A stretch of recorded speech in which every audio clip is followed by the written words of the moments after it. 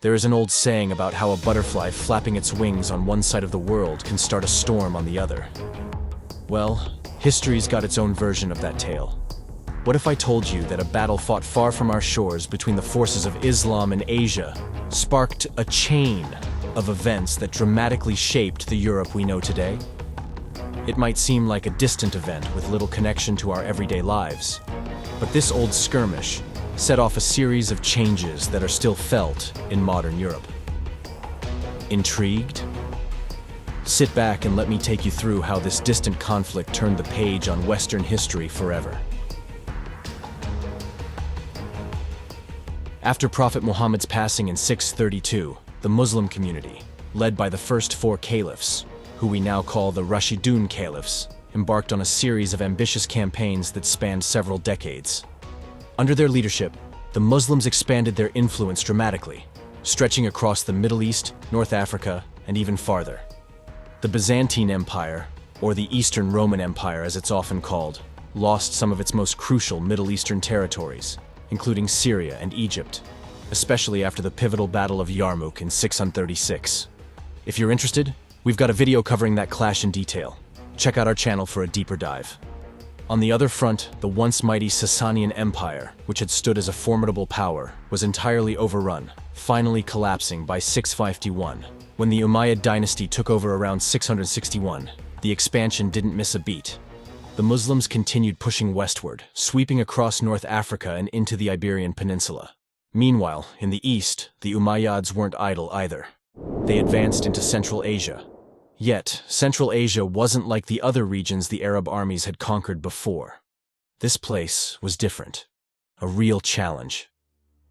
Unlike the more unified lands they had subdued earlier, Central Asia was a patchwork of various peoples. You had sedentary Iranian groups living in small kingdoms and city-states. And then there were the Turkic tribes roaming the steppes. The Arabs had to deal with a bunch of petty states, each putting up its own fight. Resistance was fierce and constant, and there were uprisings popping up left and right for the next 50 years.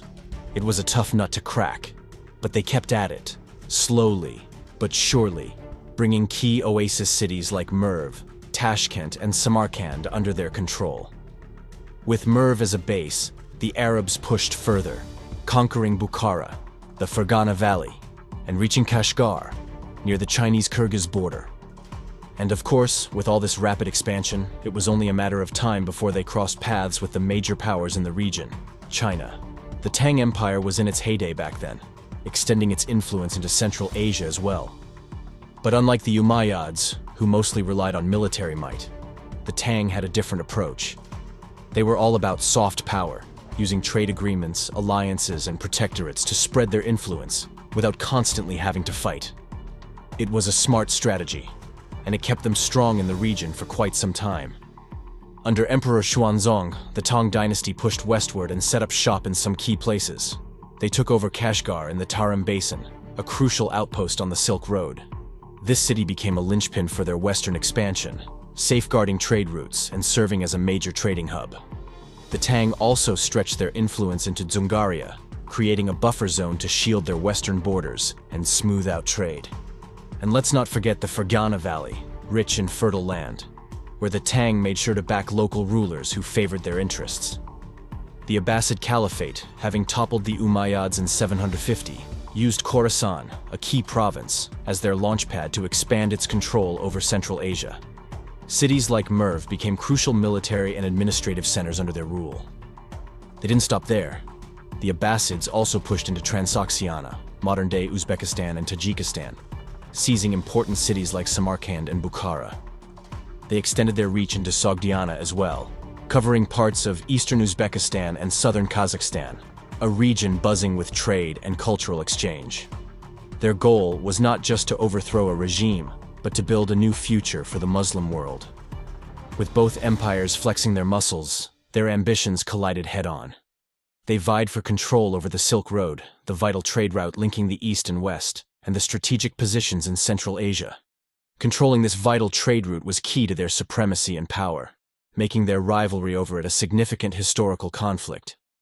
Tensions were particularly high in the Fergana Valley, where local disputes intensified the conflict. The Fergana Valley situation became increasingly volatile when its ruler, under pressure from neighboring kingdoms allied with the Tang, sought help from the Abbasids. The Abbasids responded to this call for assistance, while the Tang supported rival factions. What began as a local skirmish between competing factions evolved into a full-blown struggle for dominance in Central Asia, setting the stage for the inevitable conflict. In July of 751, two colossal armies faced off on the flat plains near the Talas River, not far from the city of Talas, situated close to the present-day Kyrgyzstan-Kazakhstan border. As the armies of the Abbasid Caliphate and the Tang Empire prepared for battle at Talas, their formations revealed a striking similarity, a reflection of the shared military strategies that dominated Central Asian warfare at the time. This resemblance was no accident. The Abbasids and Tang were well aware of each other's tactics, having encountered similar military doctrines across Central Asia. Both sides had integrated Turkic mercenaries and auxiliary troops, renowned for their expertise in cavalry tactics, into their ranks. These Turkic warriors brought with them battle strategies that emphasized speed, mobility, and archery, which both the Abbasids and Tang adopted to maximize their effectiveness on the battlefield. The terrain at Talas, characterized by open plains, further shaped the formations, pushing both armies to deploy their forces in ways that allowed for fluid cavalry movements. Leading the charge on one side was Ziyad. This guy was no slouch. He commanded a formidable force, up to 40,000 troops strong. Ziyad placed his archers right at the front. Archers are essential in softening up the enemy before the main clash, sending volleys of arrows to disrupt and demoralize. Right behind those archers, he lined up several rows of spearmen. These men were the backbone of his force, ready to hold the line against any charge. On the flanks, Ziyad positioned a mix of heavy and light cavalry. The heavy cavalry, heavily armored and ready to break through enemy lines, and the light cavalry, quick and nimble, perfect for flanking maneuvers. A good mix of cavalry can make or break a battle. And then, in reserve, Ziyad had a contingent of light cavalry and his own personal bodyguard. These weren't just any bodyguards, mind you. They were heavily armored, the best of the best. Opposing him was General Gao Shanji of the Tang Dynasty, a commander of great renown. According to Chinese records, Gao led an army of 30,000 men, but Arab sources claim the Tang forces numbered as many as 100,000. Right at the front, Gao placed his crossbowmen, mixed with regular archers. Those crossbows were deadly accurate and could pierce through even the toughest armor. Behind them, he had his heavily armored Tang spearmen, ready to stand their ground and repel any direct assault. On each flank, Gao had positioned his nomadic mercenary horsemen. These were tough, battle-hardened warriors, skilled in the art of hit-and-run tactics. They were the kind of fighters who could harass the enemy, disrupt their formations, and then disappear before anyone knew what hit them. Further back, Gao kept the Fergana contingent and his own bodyguards. The Fergana horsemen were renowned for their exceptional cavalry skills, and Gao's bodyguards, like Ziyad's, were heavily armored elite troops, kept in reserve to deliver a decisive blow or protect their leader if the battle turned dire. Gao decided to test the waters. He instructed his projectile division to advance and probe the Abbasid defenses for any vulnerabilities. It was a calculated risk, but one that could bring substantial rewards. Ziyad responded in kind, and soon, the battlefield was filled with a flurry of flying projectiles. At this point, the Tang Dynasty's superior missile technology came to the fore. The Tang crossbowmen, renowned as some of the finest in the world, unleashed their powerful and highly accurate crossbows. Their precision gave them a distinct edge, gradually pushing back the Abbasid archers as their bolts penetrated the opposing lines. As the battle heated up, Gao knew he had to act fast, so he made a bold move. He sent his spearmen forward, trusting in the Tang Empire's troops, who had been drilled tirelessly for moments just like this. These heavy infantrymen moved in a tight formation that looked almost unstoppable. Right behind them were Gao's mounted mercenaries, ready to jump in wherever they were needed. Ziyad wasn't one to sit back either. He quickly saw the danger and ordered his infantry forward. There were more of them, and he wanted to slow down the Tang advance, giving his cavalry the room they needed to maneuver. It was a classic strategy. Use the infantry to create gaps and let the cavalry deliver the knockout blow. When those two lines collided, the ground itself seemed to shake. The battlefield exploded into chaos, spears thrusting forward, swords slicing through the air, and the deafening clash of metal on metal echoing all around. You could smell the blood in the air, mixed with the dust and sweat of thousands of men locked in deadly combat. It was the kind of brutal, up-close fight where training and discipline could mean the difference between life and death. Gao, always sharp, gave a quick signal, and his cavalry on the flanks charged forward, aiming to encircle the Abbasid infantry. But Ziyad wasn't about to let that happen without a fight. He unleashed his heavy and light cavalry divisions, urging them to relieve the pressure on his foot soldiers and counter the Tang advance. In the center, the Tang spearmen held their ground. Their disciplined formation was like a rock in the storm. They were well armored and had been drilled to perfection, each thrust of their spears pushing back the Abbasid footmen, inch by hard-fought inch. On the flanks, it was just as fierce. Ziyad's heavier cavalry clashed with Gao's nomadic horsemen. The Abbasid cavalry was something to behold, strong and resilient. They stopped those nomads in their tracks. But Gao's mercenaries, though outnumbered and facing a superior force, didn't back down. These weren't green recruits. They were seasoned fighters, veterans of countless battles. Their resolve was unshakable, even in the face of overwhelming odds. As the battle raged, the governor of Samarkand made a bold move, sending his reserves to strike the flanks of the Chinese infantry, hoping to exploit a weakness. Gao, ever vigilant, quickly countered by mobilizing his own reserves to meet the threat. The clash was intense, with neither side willing to give an inch. Spears clashed, arrows flew, and the battlefield buzzed with the heat of combat. But Samarkand's troops, exhausted and worn down by the relentless fighting, were forced to pull back, giving them a chance to regroup and recover. For the next 2 days, the battlefield was caught in a tense standoff. Sporadic skirmishes and clashes erupted, but neither side could gain a decisive advantage. The soldiers fought bravely, yet the lines remained unbroken, as neither side would give ground. It became a test of endurance, with each engagement further depleting both armies. As the sun rose and set over the plains of Talas, the weary soldiers pressed on through sheer willpower. Eventually, the continuous strain and exhaustion led both commanders to reassess their tactics, leaving the stalemate to drag on. But here's where the plot thickens. Unbeknownst to Gao, Ziyad had been busy behind the scenes.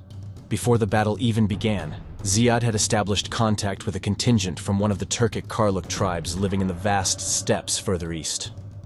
Ziyad's recruitment of these Karluk warriors was a stroke of strategic genius. With their help, he bolstered his ranks and strengthened his position on the battlefield. These were allies who knew the land like the back of their hand, capable of maneuvering swiftly and striking decisively when the time was right. The Muslim commander concealed these reinforcements in the tall grasses along the banks of the Talas River, patiently biding his time. Then, on the 4th day, Ziyad decided the time was right. He ordered his archers and spearmen to advance, supported closely by cavalry. The Abbasid forces moved forward with purpose and determination, their ranks bolstered by the hidden riders, and ready to tip the scales of battle. On the opposing side, Gao and his troops also moved cautiously forward, positioning themselves for the impending clash. The projectile contingents of both armies began exchanging volleys of arrows that darkened the sky. Each side sought to gain the upper hand before the melee began in earnest. In this initial exchange, however, it was the Chinese forces who proved superior. Their projectile units, likely bolstered by their renowned crossbowmen, unleashed a relentless barrage that found its mark with deadly accuracy. The Abbasid archers and spearmen, unprepared for the intensity of the Tang assault, found themselves at a disadvantage.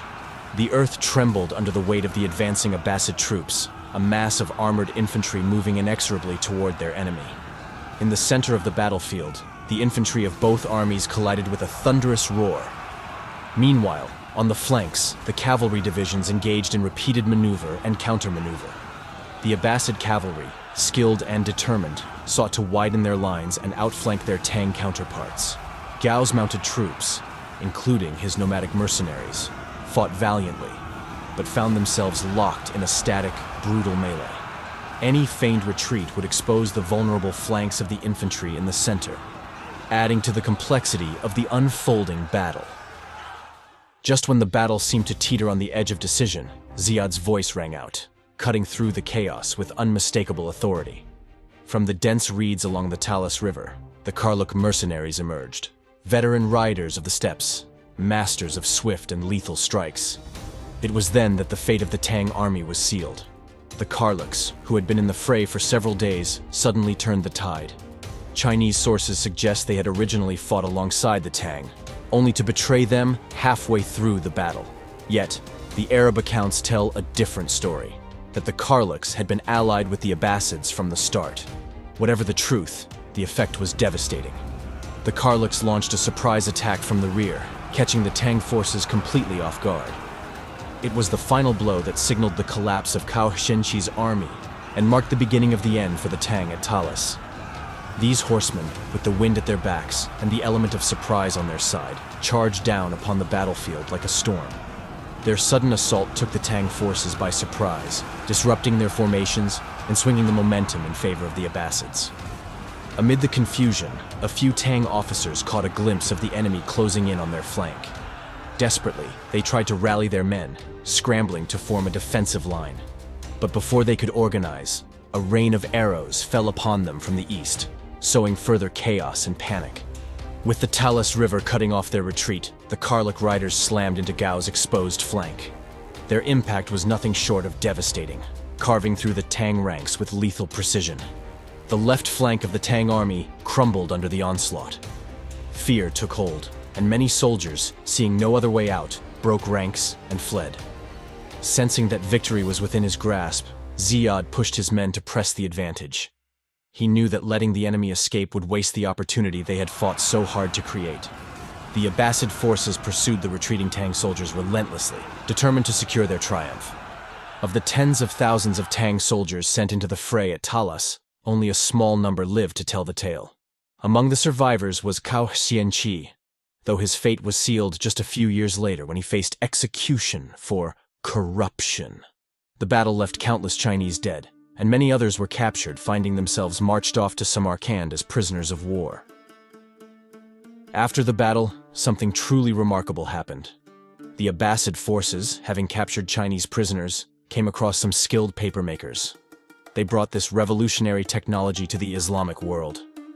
Paper was a game changer, far cheaper and easier to produce than parchment or vellum. While parchment and vellum were costly and labor-intensive, paper's affordability drastically reduced production costs by up to 90%.